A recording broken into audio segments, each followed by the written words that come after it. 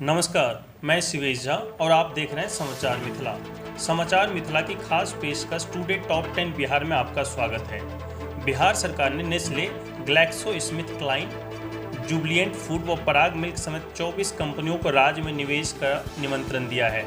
इन कंपनियों को राज्य में निवेश करने पर होने वाले लाभ के बारे में बताया है। उद्योग मंत्री श्याम रजक ने इन कंपनियों को लिखे पत्र में कहा है कि राज्य की विकास दर 11.3% है और इस विपरीत परिस्थिति में भी 10.5 ग्रोथ रेट पर बना हुआ है। आगे उन्होंने लिखा है कि राज्य का मक्का के उत्पादन में देश में दूसरा स्थान है, हनी में चौथा और सब्जी में 7वां स्थान है। यानी फूड प्रोसेसिंग के लिए प्रचुर रॉ मटेरियल उपलब्ध है। फूड प्रोसेसिंग सेक्टर बिहार औद्योगिक नीति 2016 के प्राथमिक सूची में है। आईटीसी जैसी बड़ी कंपनी राज्य के फूड प्रोसेसिंग सेक्टर में निवेश की है।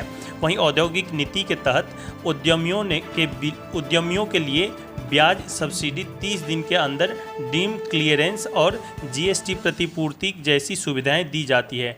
निवेशकों के मदद के लिए निवेश आयुक्त का पद सृजित कर उनकी पोस्टिंग की गई है।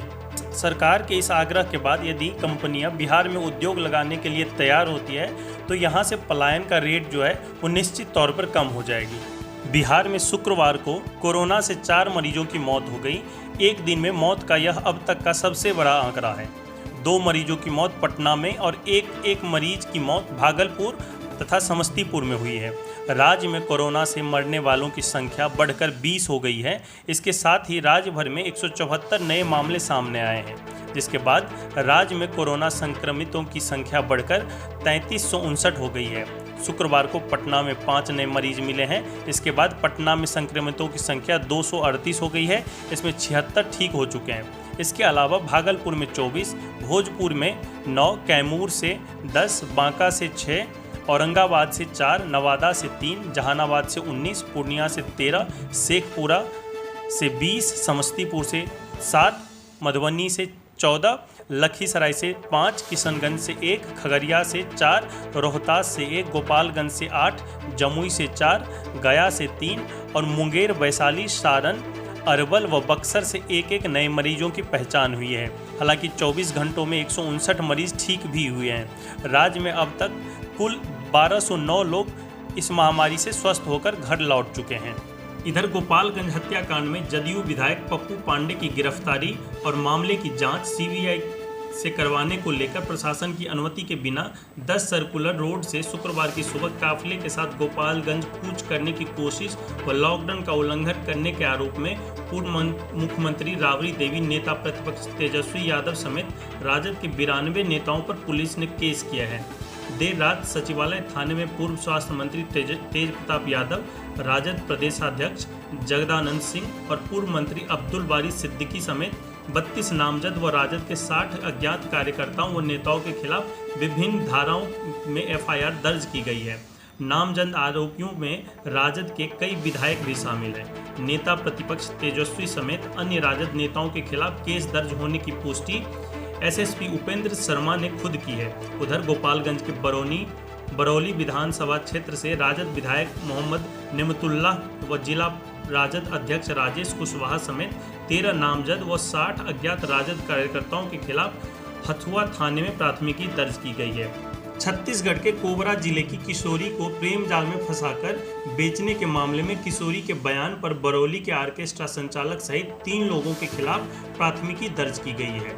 ऑर्केस्ट्रा संचालक सहित सभी आरोपी फरार हो गए हैं। किशोरी का शुक्रवार को सदर अस्पताल में मेडिकल चेकअप कराया गया। महिला हेल्पलाइन की प्रबंधक नाजिया मुमताज ने बताया कि छत्तीसगढ़ के कोबरा जिले की किशोरी को प्रेम जाल में फंसाकर कुछ युवक बरौली ले आए। बरौली लाने के बाद युवकों ने बढ़ैया मोड़ के समीप स्थित ऑर्केस्ट्रा संचालक मुमताज अली को 30,000 रुपये में किशोरी को बेच दिया। घटना को लेकर छत्तीसगढ़ की पुलिस ने महिला हेल्पलाइन से संपर्क किया था, जिसके बाद यह कार्रवाई की गई थी। किशोरी को बेचे जाने की जानकारी मिलने के बाद बरौली थाना पुलिस के साथ छापेमारी कर बढ़ैया मोड़ स्थित ऑर्केस्ट्रा संचालक के यहां से किशोरी को बरामद कर लिया गया था।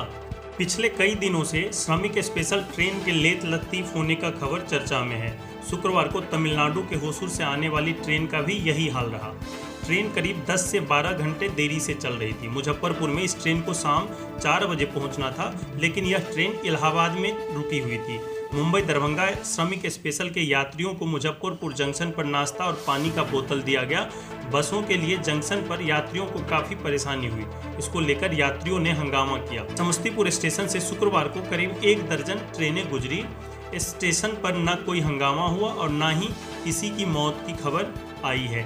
मधुबनी स्टेशन पर लुधियाना, बीकानेर और बरौनी से आई दो ट्रेनों से 2000 यात्री उतरे।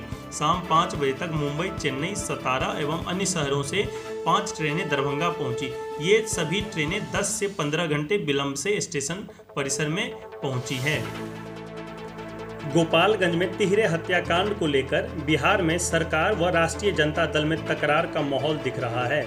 जनता दल यूनाइटेड के विधायक अमरेंद्र पांडे और पप्पू पांडे की गिरफ्तारी की मांग को लेकर बिहार विधानसभा में नेता प्रतिपक्ष व आरजेडी नेता तेजस्वी यादव शुक्रवार की सुबह पार्टी विधायकों एवं विधान पार्षदों को लेकर गोपालगंज के लिए निकले तो प्रशासन ने उन्हें रास्ते में ही रोक दिया। काफिले में तेजस्वी के साथ राबड़ी देवी तथा तेज प्रताप यादव भी शामिल थे। इसके बाद तेजस्वी विधानसभा अध्यक्ष से मिलने आरजेडी के प्रतिनिधिमंडल के साथ गए। उन्होंने अध्यक्ष से विधानसभा का विशेष सत्र को बुलाने की मांग रखी। तेजस्वी यादव ने 4 सदस्यीय प्रतिनिधिमंडल के साथ विधानसभा अध्यक्ष से मिलकर विधानसभा के विशेष सत्र की मांग रखी।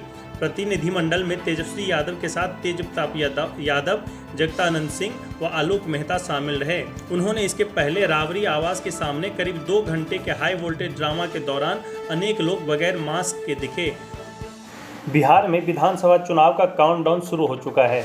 इस लॉकडाउन में भी तमाम राजनीतिक दल अपने अपने तरीके से लोगों तक अपना मैसेज पहुंचाने में जुट गई है। इसी क्रम में बीजेपी अब प्रधानमंत्री के 20 लाख करोड़ के पैकेज को इस विधानसभा में भुनाने की नीति पर जुट गई है। बीजेपी हाईटेक तरीके से इस विशेष पैकेज की बातों को आमजनों तक पहुँचाएगी। बीजेपी के इस प्रचार पर कांग्रेस ने तंज कसा है कि आखिर बीजेपी बताए कि 20 लाख करोड़ में बिहार का हिस्सा कितना है।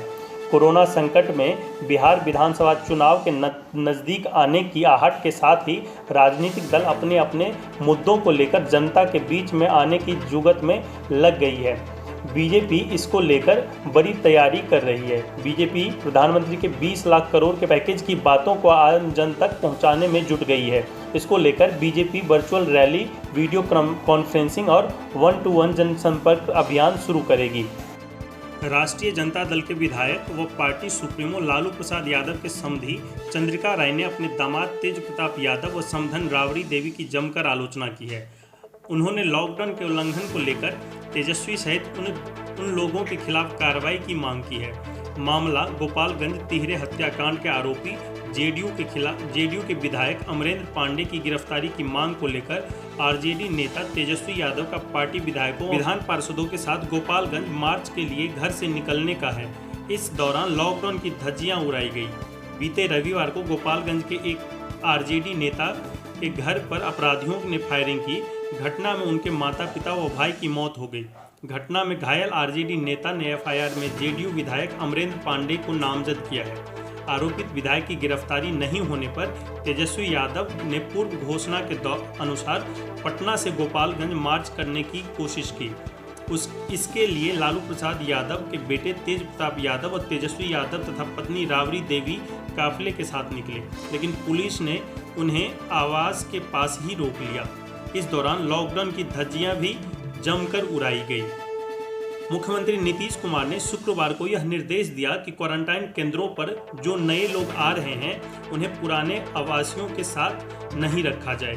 नए लोगों को रखने की व्यवस्था अलग से की जाए। कोरोना संक्रमण के प्रभावी नियंत्रण को ले सभी विभागों के आला अधिकारी, प्रमंडलीय आयुक्त, पुलिस महानिरीक्षक, सभी जिलों के डीएम व एसपी के साथ वीडियो कॉन्फ्रेंसिंग के माध्यम से आयोजित उच्च स्तरीय बैठक में मुख्यमंत्री ने इस आशय के निर्देश दिए। उन्होंने सभी जिलाधिकारियों से संबंधित जिलों का हाल भी लिया।